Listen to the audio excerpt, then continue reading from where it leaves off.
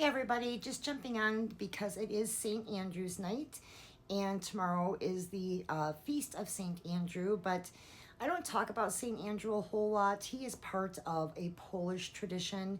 It is a mix of pagan and Christian um, practice, so I guess maybe that's why I don't talk about him a whole lot, but tonight is St. Andrew's night. And in old Poland, through today, it's still practiced pretty heavily. This is a night of fortune telling where we solicit and petition St. Andrew about our goals for long-term partnership if we are looking for that partner. One of the biggest things I wanted to talk about was dream work. Liminal space working with St. Andrew tonight is amazing. So back in the day, women who were seeking a husband or a partner, they would actually put men's clothing underneath the bed or under the sheets. They would take a bowl, fill it with water, and build a little stick bridge, set it next to their bed, and then petition St. Andrew to, through their dreams, through that liminal space, show them everything about their future spouse.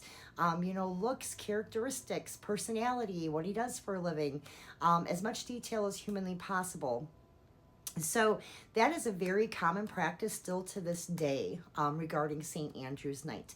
Now, there are a lot of other practices tonight that'll take place in terms of old Polish divinatory. There's some fun ones too. This is actually a big night for Polish families just to come together and have, another party right after Thanksgiving. But one of my favorites is wax and water divination. Using cold water, hot wax, and a key. You actually pour the wax through the keyhole. As the wax falls into the cold water, it will form shapes. Those shapes are red, and they are actually, once it's cooled, brought out of the water, they actually do a shadow reading. They will cast a shadow in a dark room with a lit candle to do a reading. And so that is very Polish, and that is very popular on nights like tonight, St. Andrew's night. The other night that's popular for this is St. Catherine's night. That's actually for men seeking women. So if they're looking for their bride, their wife, they actually petition and do the same exact divinatory processes. There's a few variations actually to find as much as they can out about that future wife. Other things that happened tonight, I'm trying to think. I just sent out a huge e-newsletter. If you're not on our mailing list, get on there because I do these e-newsletters. I type up all this information, I send it out, and then as soon as I hit send, it's like my brain goes a little bit scattered, or it could just be I'm tired from. So yeah, I think I am a little burnt out from Thanksgiving, but that's okay.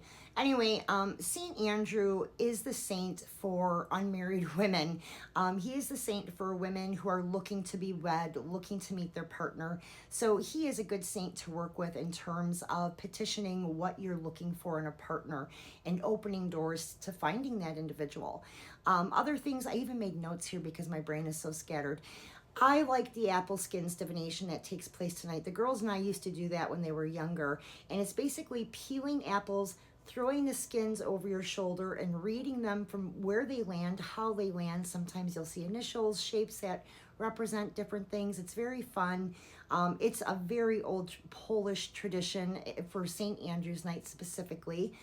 Floating wishes, we've done that before. I actually did that with the girls with their Girl Scout troops and the 4-H clubs when they were little. It definitely has some value. It's the basic concept of, using cold water, dropping your implements in there, whatever floats to the top first, basically that's a blessing from the universe that you're going to be meeting that partner soon. If it doesn't float, it could be a delay or postponement. And again, I wrote about all of this in the e-newsletter that I sent out. That's free. You can sign up for free. You get the e-newsletter for free. Sometimes when I make these videos and I'm trying to remember what I wrote, especially after a holiday when I'm exhausted, it's kind of in and out. But, oh yeah, another thing I should tell you is that the reason also in Poland that it's so big to do all of this fortune telling this specific night is because we're going into Advent. And in Advent, divination is actually forbidden in Poland. So just kind of an FYI on that. Other things I wanted to point out, oh, yeah. Hiding objects under plates. This reminds me, I don't know if you guys have ever been to a wedding where they use the cake charms. And there's like 20 or so cake charms that represent, who's going to have a baby next, you know, who's going to get married next, who's going to buy a house next. And if, you know, these charms are baked into the cake. And so when you get the cake, if a charm is in your piece, that's kind of like your fortune. Same thing back in old Poland. They would put little symbols or little charms underneath plates. Same thing. Babies, rings, houses, cars, things of that nature. Well, before they had cars, I guess wagons. But they would be like these little implements that would kind of foretell what was going to happen to you that year. So that was fun. There was another, they used live animals too, which I talked about a little bit in the e-newsletter, but basically it was creating bait and trying to see which animal would come and eat bait from which.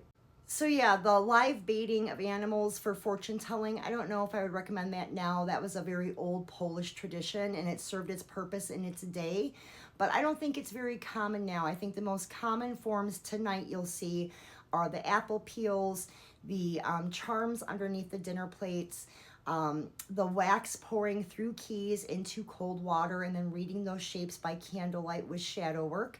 And really, honestly, the dream petitioning, asking St. Andrew to draw in our ideal partner, what those characteristics are, asking for information to be relayed through liminal space dream work. And I, you know, building that bridge out of water and sticks next to your bed, you know, putting some men's clothing items under the sheets, you know, everything you can do to kind of create that bridge with St. Andrew.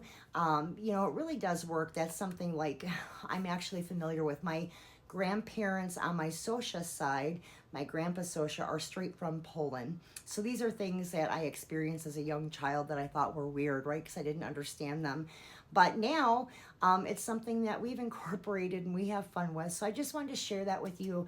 I know everybody's tired from Thanksgiving and Black Friday, but if you got some free time tonight, it'd be an excellent night to do a little divination and a little dream solicitation for that future partnership you may be waiting for. Stay magical.